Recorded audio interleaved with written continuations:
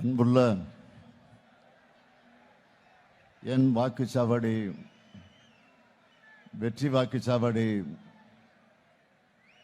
தெற்கு மற்றும் மதுரை மண்டல வாக்குச்சாவடி குழுவினருக்கான பயிற்சி மாநாடு எழுச்சியோடு நடைபெற்றுக் கொண்டிருக்கக்கூடிய இந்த மாநாட்டிற்கு வருகை தந்துள்ள அனைவரையும் வரவேற்று மகிழ்ந்துள்ள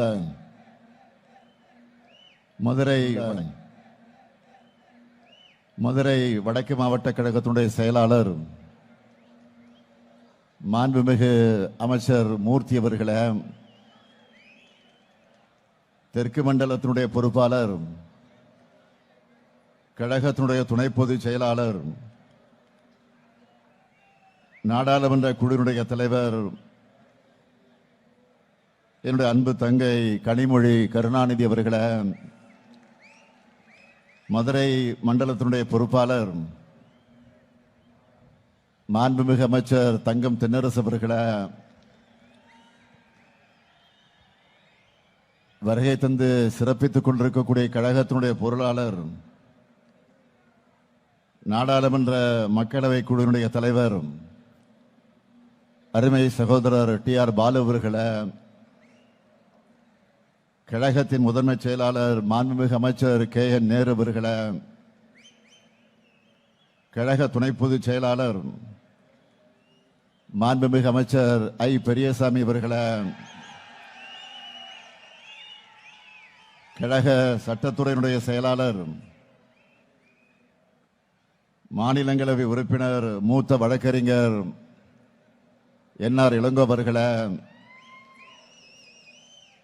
மாண்புமிகு அமைச்சர் பெருமக்களே, ஆற்றல் மிகு மாவட்ட கழகத்தினுடைய செயலாளர்களே,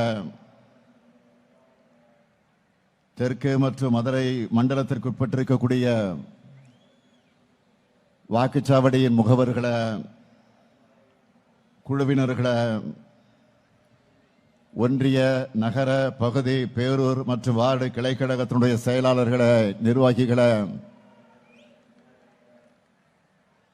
தலைமை கழகத்தினுடைய நிர்வாகிகளே,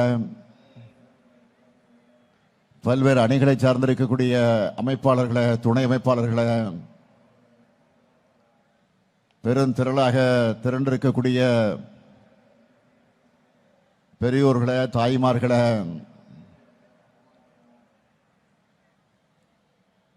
என் உயிரோடு கலந்துள்ள தலைவர் கலைஞர் அவர்களின் உயிரினும் உயிரான அன்பு உடன்பிறப்புகளே,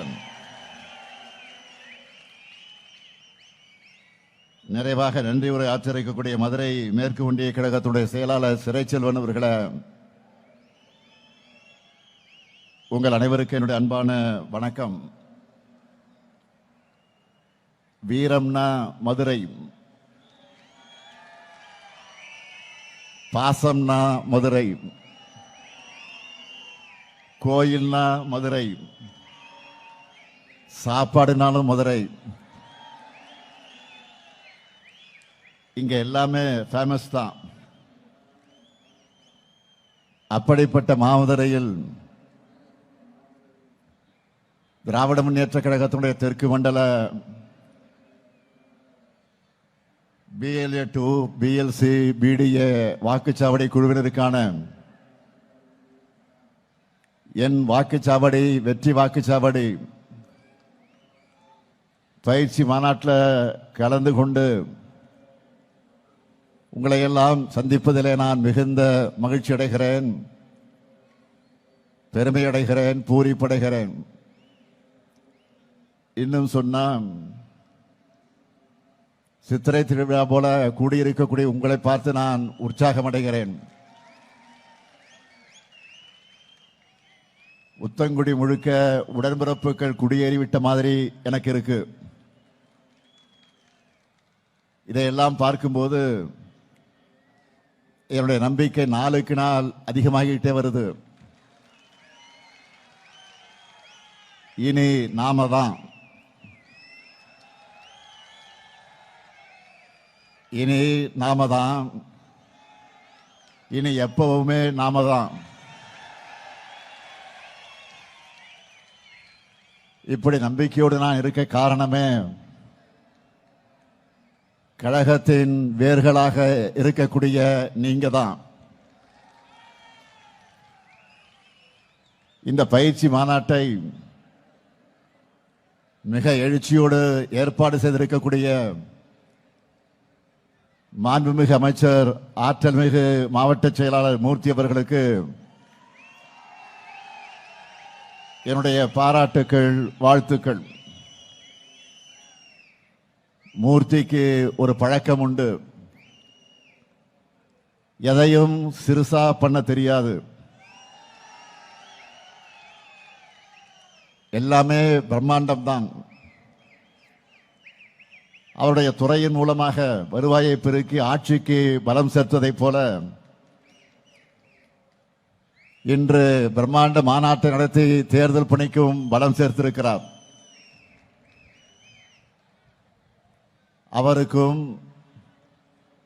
அவருக்கு தோளோடு தோள் நின்று பணியாற்றி இருக்கக்கூடிய அனைத்து நிர்வாகிகளுக்கும் தலைமை கழகத்தின் சார்பில் என்னுடைய வாழ்த்துக்களோடு என்னுடைய நன்றியையும் நான் தெரிவித்துக் கொள்ள விரும்புகிறேன். என் வாக்குச்சாவடி வெற்றி வாக்குச்சாவடி என்ற மாநாட்டுக்கு அடித்தளமான BLA 2 BLC ஆகியோரை நியமிக்கக்கூடிய பணிகளை கடந்த நாடாளுமன்ற தேர்தலுக்கு முன்னாடியே நாம் தொடங்கிட்டோம். நாடாளுமன்ற தேர்தலின் போது தேர்தலுக்கான களப்பணியில முன்னாடி நிற்கிற BLA 2க்களுக்கான மாபெரும் பயிற்சிகளை, கூட்டங்களை மண்டல வாரியாக நானே சென்று நடத்தினேன். அதனாலதான் நாடாளுமன்ற தேர்தலில் 40க்கு 40 என்று வெற்றி பெற்றோம். அதன் பிறகு கழகத்தில் புதிய உறுப்பினர்களை சேர்க்க ஓரணியில் தமிழ்நாடு எனும் மாபெரும் முன்னெடுப்பை தொடங்கி இந்தியாவில் வேற எந்த கட்சியும் செய்ய முடியாத வகையில் ஆப் மூலமா இங்கே வந்திருக்கக்கூடிய BDA உதவியோடு வீடு வீடாக போய் கிட்டத்தட்ட 1,10,00,000 குடும்பங்களையும் அதில் உறுப்பினர்களாக இணைச்சோம். அடுத்த பணி உடனே வந்தது, அதுதான் SIR.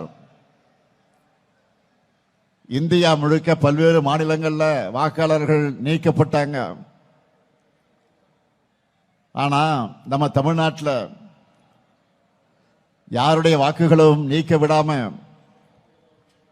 பம்பரமா உழைச்ச இயக்கம் நம்முடைய திராவிட முன்னேற்ற கழகம். இப்படி கேப்பே இல்லாம, இடைவெளியே இல்லை. அடுத்து உடனே தேர்தலுக்கு தயாராக BLA 2க்களோடு சேர்த்து BLC BDAக்களையும் இப்போ சந்திச்சுக்கிட்டு இருக்கேன். இப்போ இருக்கிற வாக்குச்சாவடிகளோட அடிப்படையில் உங்களை போன்ற BAக்களோட மொத்த எண்ணிக்கை 75,032 பேர். தமிழ்நாடு முழுக்க BLCக்கள் எவ்வளவு தெரியுமா? 5,50,000 பேர். BDAக்கள் எடுத்துக்கிட்டா 75,032 பேர். வர தேர்தல் களத்தில் நம்ம வெற்றியை உறுதி செய்ய போறது இந்த 7 லட்சம் பேர் தான். அதனால வேர்களை இன்றைக்கு பரவி இருக்கக்கூடிய உங்க எல்லாரையும் சந்திக்கணும்னு முடிவு செஞ்சேன். மண்டல வாரியான மாநாடுகளை நடத்த திட்டமிட்டு சென்னை மற்றும் சுற்றியுள்ள மாவட்டங்களுக்கான மாநாட்டை சென்னைக்கு அருகாமையில் இருக்கக்கூடிய மகாபலிபுரம் போகக்கூடிய வழியில் இருக்கக்கூடிய திருவிடந்தையில ஏற்பாடு செஞ்சு 1,30,000க்கு அதிகமானோர் அங்கே கலந்து கொண்டார்கள். அதே போல திருப்பத்தூர்ல வடக்கு மண்டலத்துக்கான மாநாட்டில் 1,26,000 பேர். இன்றைக்கு மதுரையில் இந்த தென் மண்டல மாநாட்டில் 1,56,000 பேரான நீங்க கலந்து கொண்டிருக்கிறீர்கள். அடுத்து மீதமுள்ள மேற்கு மண்டல மாநாடு 27ஆம் தேதி கோவையில் நடக்க இருக்கிறது. இது மட்டுமா? கடந்த 2 மாசத்துல மட்டும் எத்தனை மாநாடுகள்! திருவண்ணாமலையிலே 1,50,000 இளைஞர்கள் கலந்து கொண்ட இளைஞரணி வடக்கு மண்டல மாநாடு. திருப்பூர்ல 1,50,000 மகளிர் கலந்து கொண்ட வெல்லும் தமிழ் பெண்கள் மேற்கு மண்டல மாநாடு. விருதுநகர்ல 1,00,000 இளைஞர்கள் கலந்து கொண்ட இளைஞரணி தென்மண்டல மாநாடு. அடுத்து தஞ்சாவூர்ல 1,25,000 மகளிர் கலந்து கொண்ட வெள்ளுந்தமிழ் பெண்கள் டெல்டா மண்டல மாநாடு. இப்படி 2 மாசத்துல 7 மாநாடுகள் நடத்தி 9,30,000க்கும் அதிகமானவரை சந்திச்சு நான் பேசியிருக்கிறேன். அதனால நான் சவால் விட்டு சொல்றேன், இந்த அளவுக்கு நம்மை போல பூத் லெவல்ல நிர்வாகிகள், இளைஞர்கள், மகளிரென இப்படி தேர்தலுக்கு ஆயத்தமாக ஒரு கட்சியை இந்தியாவிலே காட்டுங்க பார்க்கிறேன். நான் முடியாது, நிச்சயமாக முடியாது. ஏன்னா திராவிட முன்னேற்ற கழகம் மக்கள்கிட்ட இருந்து மக்களுக்காக உருவான இயக்கம். நாமெல்லாம் பெரியார், அண்ணா, கலைஞருடைய பிளட், ரத்தம். அதனாலதான் நம்ம இயக்கத்தை தொட்டு பார்க்கணும்னு, சீண்டி பார்க்கணும்னு நினைச்சால தமிழ்நாடே திருப்பி பதிலடி குடைக்கும் என்ற பயம் எதிரிகளை அஞ்சி நடுங்க வைக்குது. திமுக மாதிரி ஒரு அமைப்பு ரீதியா வலுவான ஒரு அரசியல் கட்சியை யாராலும் காட்ட முடியாது. இப்போ நாம காமிக்கிறது எல்லாமே சும்மா ட்ரெய்லர் தான். இங்க நம்ம மாண்புமிகு நேரு வந்திருக்கிறார். திருச்சியில மெயின் பிக்சர் காமிக்க தயாராகிட்டு இருக்கிறோம். குறிச்சு வச்சுக்கோங்க, மார்ச் 9ஆம் நாள் திமுக நிர்வாகி எல்லாரும் திருச்சியில திரள போறோம். எவ்வளவு பேரு? 10 லட்சம் பேர் கூடுகிற மாநாட்டை தமிழ்நாடே பார்க்க போகுது.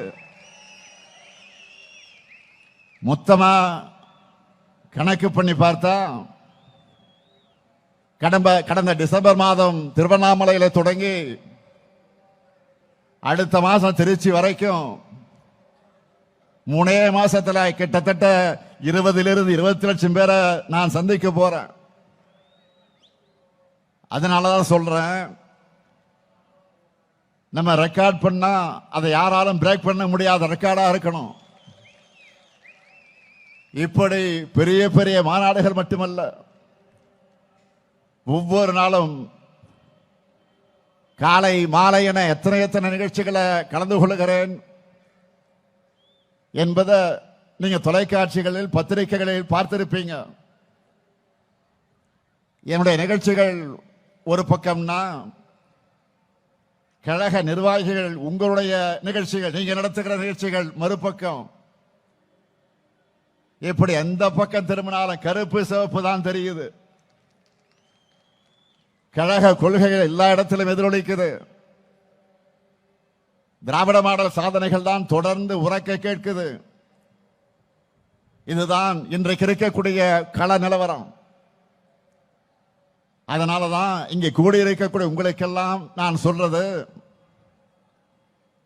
இந்த தெற்கு சீமையில மொத்த இருக்கக்கூடிய தொகுதிகளையும் கழக கூட்டணி தான் வெற்றி பெறணும். அதை நீங்க தட்டி தூக்கணும். என்ன ரெடியா? செஞ்சிருவீங்களா? 2019 இருந்து எல்லா தேர்தல்களிலும் நம்ம கூட்டணிக்கு வெற்றி மேல் வெற்றி தான். 2024 நாடாளுமன்ற தேர்தலில் இந்தியாவிலே வேற எந்த மாநிலத்திலும் இல்லாத வகையில் முழுமையான வெற்றியை மக்கள் நமக்கு வழங்கினாங்க.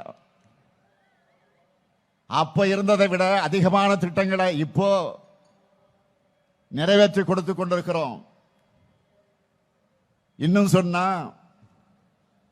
மக்கள் கேட்டதையும் செஞ்சு கொடுத்திருக்கிறோம். மக்கள் எதிர்பார்க்காத சர்ப்ரைஸான திட்டங்களையும் கொடுத்து இன்ப அதிர்ச்சிக்கு உள்ளாக்கி இருக்கிறோம். அனைத்து தரப்புகளின் கோரிக்கைகளையும் தீர்த்து வச்சிருக்கிறோம். அதனால இந்த முறை மிகப்பெரிய வெற்றியை உங்க மூலமா நான் எதிர்பார்க்கிறேன். மக்களின் மகிழ்ச்சியையும் உடன்பிறப்புக்கான உழைப்பையும் நம்பித்தான் இதை சொல்லுகிறேன். நீங்கள் இருக்கும் போது எனக்கு எதை பற்றியும் கவலை இல்லை. தனிப்பெரும்பான்மையான தனித்துவமான ஆட்சி அமைப்போம் என்பதில் யாருக்கு எந்த சந்தேகமும் இல்லை. அனைத்து பகுதிகளையும் அனைத்து தொகுதிகளையும் வென்றோம் என்ற செய்திதான் மிக மிக முக்கியம். அதைத்தான் நான் எதிர்பார்க்கிறேன். அதற்காகத்தான் இந்த கூட்டங்கள், இந்த மாநாடுகள். நாம எல்லாருக்கும் முன்னாடியே எல்லாத்தையும் பக்காவா பிளான் பண்ணி வச்சிருக்கிறோம். இங்க வந்திருக்கக்கூடிய உங்களுடைய ஒவ்வொரு பூத்துக்கும் எவ்வளவு டார்கெட்? 350 வாக்குகள். இந்த டார்கெட்டை அச்சீவ் பண்ணிட்டால அசால்ட்டா 2,60,00,000 வாக்குகளுக்கு நாம் வாங்கிட முடியும். இந்த தேர்தலில் நாம 2,50,00,000 வாக்குகளுக்கு குறையாம வாங்கியே ஆகணும். இதை வாங்கி காட்டுவது உங்க பொறுப்பு. உங்களுக்கு என்ன வேணுமோ அந்த பதவிகளை செஞ்சு தர்றது என்னுடைய பொறுப்பு. 2,50,00,000 பெரிய நம்பரை யாரை யோசிச்சு ஷாக் ஆகாதீங்க. இங்க வந்திருக்கக்கூடிய ஒவ்வொருத்தரும் ஆளுக்கு 40 அல்லது 50 வாக்குகளுக்கு பொறுப்பேற்றுக் கொள்ளுங்க. நீங்க ஒவ்வொருத்தரும் உங்களுக்கு செட் பண்ணி இருக்கக்கூடிய டார்கெட்டை அச்சீவ் பண்ணிட்டாலே போதும். நான் சொன்ன நம்பர் வந்துடும். 200 தொகுதிகள் லட்சியம். 200 தொகுதிகளுக்கு கூடுதலாக வெற்றி பெறுவதுதான் நம்முடைய லட்சியம். அடுத்த 2 மாசம் உங்களுக்கும் சரி எனக்கும் சரி நோ ரெஸ்ட். ஒவ்வொரு வாக்காளரையும் நீங்க எல்லாரும் குறைஞ்சது 5 முறையாவது நேரில் சந்திக்கணும். இதை ஏன் சொல்றேன் தெரியுமா? என்னதான் வாட்ஸ்அப், இன்ஸ்டாகிராம் இப்படி புது புது ஊடகங்கள் வந்தாலும் ஒருத்தருடைய வீட்டு படியேறி போய் அவங்க கிட்ட கையெடுத்து கும்பிட்டு பணிவா வாக்கு கேட்கிற பிரச்சாரத்துக்கு எதுவுமே ஈடாகாது. ஆன்லைன் செயல்பாடுகள் முக்கியம்தான், நான் மறுக்கல. ஆனா களத்துல நீங்க வேலை செஞ்சாதான் அதுக்கு மதிப்பு இருக்கும். நான் அதனாலதான் திரும்ப திரும்ப அழுத்தி அழுத்தி சொல்றேன். பரம்பரையா திமுகவுக்கு வாக்களிக்கிற குடும்பமாக இருந்தாலும் சரி, இதுவரை நமக்கு வாக்களிக்காத குடும்பமாக இருந்தாலும் சரி, பிரச்சாரத்தின் கடைசி நிமிடம் வரை மக்களை நாம மீட் பண்ணிக்கிட்டே இருக்கணும். சாதனைகளை சொல்லி, வாக்குறுதிகளை சொல்லி வாக்கு கேட்டுக்கொண்டே இருக்கணும். இதை நீங்க ரிப்பீட் மோடில் செய்யணும். அப்பதான் நம்முடைய வெற்றியும் ரிப்பீட் ஆகும். தேர்தல் அன்றைக்கு பூத்துக்கு வந்து வாக்காளர்கள் நமக்கு வாக்களிக்கிற வரை ஓய்வே இருக்கக்கூடாது. பணிவா, கனிவா, மரியாதையா, நட்பா அணுகணும். ஏனென்றால் என்றைக்குமே மக்கள் தான் எஜமானர்கள், நாம் அவர்களுடைய சேவகர்கள். மக்களை சந்திச்சு அவங்க குறைகளை கேட்டு அவங்களுடைய இன்ப துன்பங்கள்ல கூடவே நிக்கிறதுனாலதான் தேர்தல் அவங்களும் நம்ம கூட நிக்கிறாங்க. 75 ஆண்டு காலமாக திமுக வலிமையாக இருப்பதற்கு என்ன ரகசியம்? இதுதான். மக்களின் வாக்குகளை பெறுவதோடு உங்களுடைய கடமை முடிஞ்சிடுமா? இல்ல. வாக்கு பதிவு முடிஞ்சு மிஷின்ல சீல் வச்சு வண்டியில ஏத்துற வர நீங்க கவனமா இருக்கணும். கடைசி வாக்கு எண்ணி முடிக்கப்படும் வர கவனமா இருக்கணும். தேர்தல் தேதியை அவங்க எப்ப வேணும்னாலும் அறிவிக்கட்டும். நம்மை பொறுத்தவரை எப்பவோ பரப்புரையை தொடங்கிட்டோம். நேற்று கூட வெல்லும் தமிழ் பெண்கள் பரப்புரைக்காக நம்முடைய மாவட்ட கழகத்தினுடைய செயலாளர்கள் பொறுப்பாளர்கள் கூட்டத்தை நடத்தின வீடியோ கான்பரன்ஸ் மூலமாக. அதுல ஸ்டாலின் மகளிர் படை மூலமா நம்ம அரசோட சாதனை திட்டங்களை ஒவ்வொரு வீட்டுக்கு கொண்டு போய் சேர்க்க சொல்லி இருக்கிறேன். குறிப்பா தேர்தலை காரணமாக வச்சு மகளிர் உரிமை தொகையை முடக்க நினைச்சு சதிய நாம முறியடிச்சு 5000 ரூபாய் வழங்கி இருக்கிறது. அடுத்து அமையப்போகிற நம்முடைய திராவிட மாடல் 2.0 ஆட்சியில மகளிர் உரிமை தொகையை 2000 ரூபாயாக உயர்த்தி வழங்கி இருப்பது பற்றி இந்த ஸ்டாலின் மகளிர் படை ஒவ்வொரு வீட்டிலையும் விளக்கமா எடுத்து சொல்வாங்க. நல்லா புரிஞ்சுக்குங்க. நம்முடைய திராவிட மாடல் ஆட்சியில தான் பெண்கள், குழந்தைகள், மாற்றுத்திறனாளிகள், திருநர்கள், உழவர்கள், உழைப்பாளர்கள், நெசவாளர்கள்னு சமூகத்தில் இருக்கிற அனைத்து தரப்பினரையும் கவனத்தில் எடுத்துக்கொண்டு திட்டங்களை தீட்டி அதையெல்லாம் சிறப்பாக செயல்படுத்திக் கொண்டிருக்கிறோம். அதனாலதான் தமிழ்நாடும் வரலாறு காணாத வளர்ச்சியும் பெறுது. இந்த எல்லாருக்குமான வளர்ச்சி நம்ம எதிரிகளுடைய கண்களை உறுத்துது. எனவே ஒவ்வொரு வீட்டுக்கும் சென்று சேர வேண்டிய செய்தி என்னவென்றால், நம்மோட திராவிட மாடல் அரசு இந்த ஆட்சி தொடர்ந்தால்தான் மகளிர் உரிமை தொகை போன்ற சமூக வளர்ச்சிக்கான நலத்திட்டங்கள் தொடரும். இந்த நேரத்தில் இன்னொரு சுவாரஸ்யமான விஷயத்தை உங்ககிட்ட பகிர்ந்துக்கணும்னு நான் நினைக்கிறேன், விரும்புறேன்.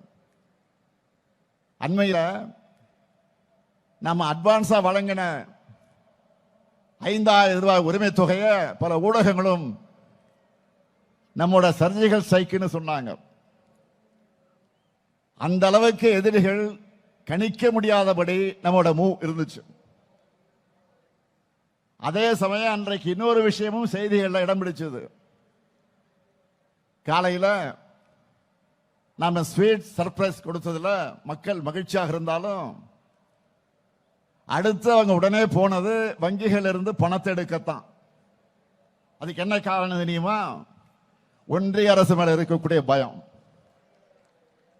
எங்க அந்த 5000 ரூபாய் ஒன்றிய அரசு எடுத்துக்குவாங்களோன்னு பயந்த மக்கள் அந்த தொகையை உடனடியா வித்ட்ரா பண்ண போயிட்டாங்க. இதுதான் மக்கள் நம்ம மேல வச்சிருக்கக்கூடிய நம்பிக்கைக்கும் ஒன்றிய அரசு மேல வச்சிருக்கக்கூடிய நம்பிக்கைக்கும் வித்தியாசம். மக்களுக்காக கொடுத்தா அது திமுக அரசு, மக்கள் கிட்ட இருந்து எடுத்துக்கிட்டா அது ஒன்றிய பாஜக அரசு. அதை புரிஞ்சுக்குங்க. மக்கள் கிட்ட இதைத்தான் நீங்க எடுத்து சொல்லணும்.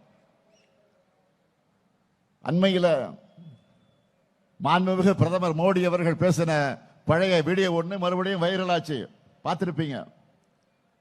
அதில் என்ன சொல்லியிருந்தார்? இலவச பேருந்து பயண திட்டத்தால மெட்ரோ ரயில்களில் பயணிகளோட எண்ணிக்கை குறைகிறதா சொல்லி இருக்கிறார். தமிழ்நாட்டில் நம்ம திராவிட மாடல் ஆட்சி அமைஞ்ச நாள்ல இருந்து பெண்கள் விடியல் பயணம் திட்டத்தில் இலவசமா பயணிக்கிறாங்க. இது வரைக்கும் 900 கோடி பயணங்கள் மேற்கொண்டிருக்காங்க. இதனால ஒவ்வொரு குடும்பமும் சுமார் மாதம் 800 ரூபாய் சேமிக்கிறாங்க.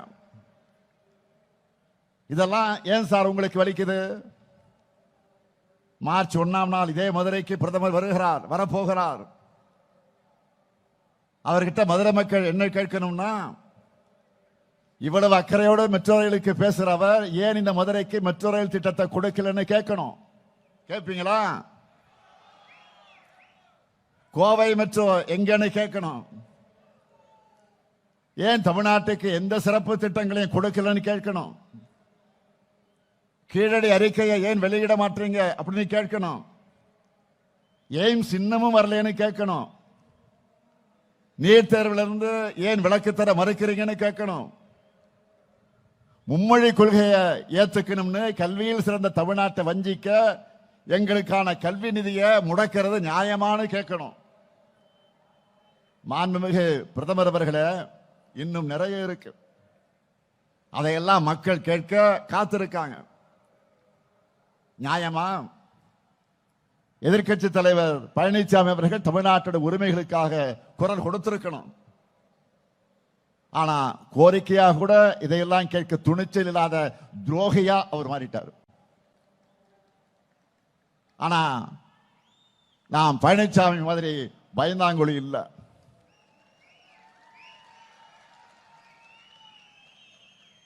ஆட்சிகள்ல பதவிகள்ல உயிரே போனாலும் எதை பற்றி நாங்கள் கவலைப்பட மாட்டோம். என்ன வழக்கு போடுவ போடு, நாங்கள் பார்க்காத மிஸ்ஸாவா, நாங்கள் பார்க்காத தடாவா? இன்னைக்கு இந்திய அளவில் இருக்கக்கூடிய எதிர்கட்சிகளிலே திமுக மேலதான் பாஜக அரசு அதிகமான ரைடுகள் நடத்துறாங்க. நம்ம அமைச்சர்களுக்குத்தான் அதிக அளவில் அழுத்தம் கொடுக்கிறாங்க. ஆட்சிக்கு நெருக்கடி ஏற்படுத்தலாம்னு பார்க்கிறாங்க. எமர்ஜென்சியை பார்த்த திமுக. அதனால உங்களுடைய இந்த சிபிஐ, இடி, ஐடி என எந்த சித்து விளையாட்டுக்கு நாங்க அஞ்ச மாட்டோம். அதுக்கு வேற ஆளை பாருங்க. என்னானாலும் சரி, நாங்க எழுந்து நிற்போம், ஒரு கை பார்ப்போம். தமிழ்நாட்டுடைய உரிமைகளுக்காக இப்படி தைரியமா நின்று போராடுகிற காரணத்தால் தான் மக்கள் நம்ம கூட ஆதரவா இருக்காங்க.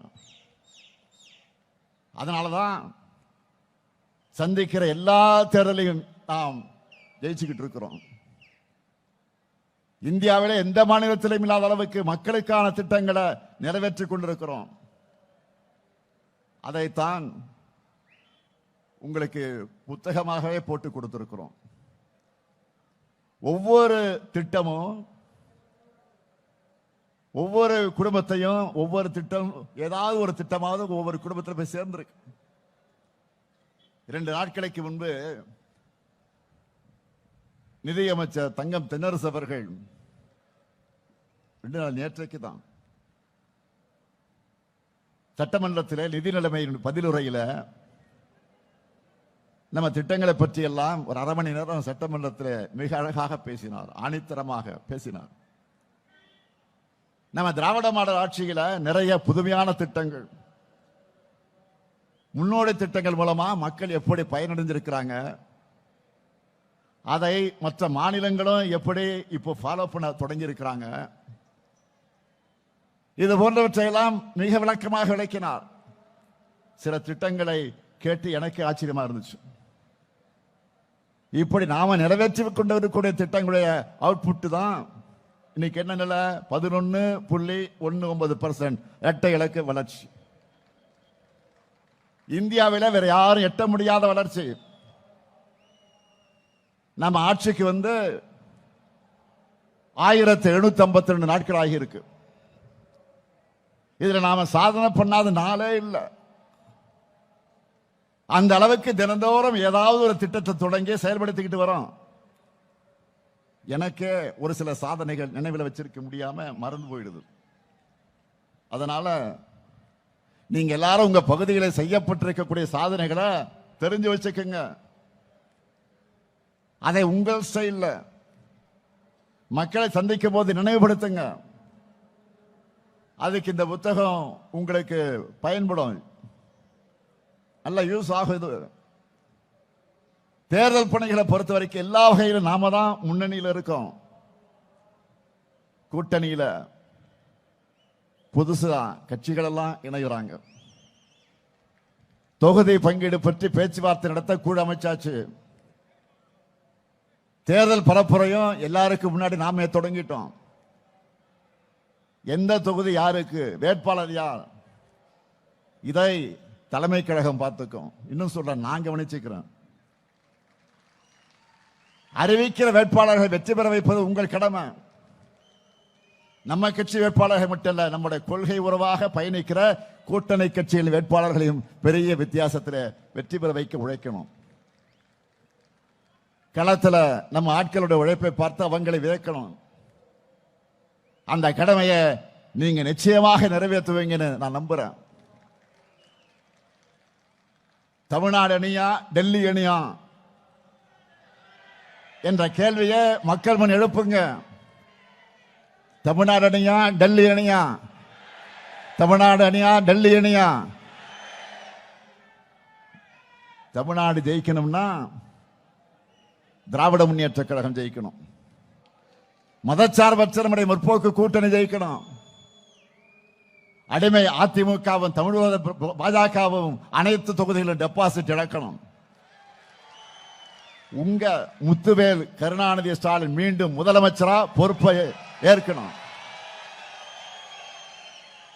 தமிழ்நாடு எல்லா துறையிலும் தொடர்ந்து நம்பர் 1 இருக்கணும். இது நான் தர்ற வாக்குறுதி. இப்படி நீங்க நம்பிக்கையோட கெத்தா மக்கள் கிட்ட சொல்லுங்க. அது மட்டுமல்ல, நீங்க முக்கியமா சொல்ல வேண்டியது தமிழ்நாடு அணியா டெல்லி அணியா என்ற இந்த போர்ல தமிழ்நாடு வெல்வோம் என்று ஒன்றாக, இந்திய திணிப்பை எதிர்க்க வெல்வோம் ஒன்றாக, மாநில சுயாட்சியை நிலைநாட்டிட வெல்வோம் ஒன்றாக, மக்கள் நல திட்டங்களை தொடர்ந்திட வெல்வோம் ஒன்றாக, தமிழ்நாடு எப்பொழுதும் அமைதியான மாநிலமாக இருக்க வெல்வோம் ஒன்றாக, தமிழ்நாட்டை வளர்ச்சி பயணம் தொடர வெல்வோம் ஒன்றாக, எல்லாருக்கும் எல்லாம் கிடைக்க வெல்வோம் ஒன்றாக, தமிழர் சுயமரியாதை காத்திட வெல்வோம் ஒன்றாக, தமிழ்நாடு தலைகுனியாது என்று காட்டிட வெல்வோம் ஒன்றாக, பாசிச பாஜகவை விரட்டிட வெல்வோம் ஒன்றாக, அடிமை அதிமுகவுக்கு பாடம் கற்பிக்க வெல்வோம் ஒன்றாக, தமிழ்நாடு இந்தியாவுக்கே வழிகாட்டிட வெல்வோம் ஒன்றாக. நீங்களும் திரும்ப சொல்லுங்க, வெல்வோம் ஒன்றாக.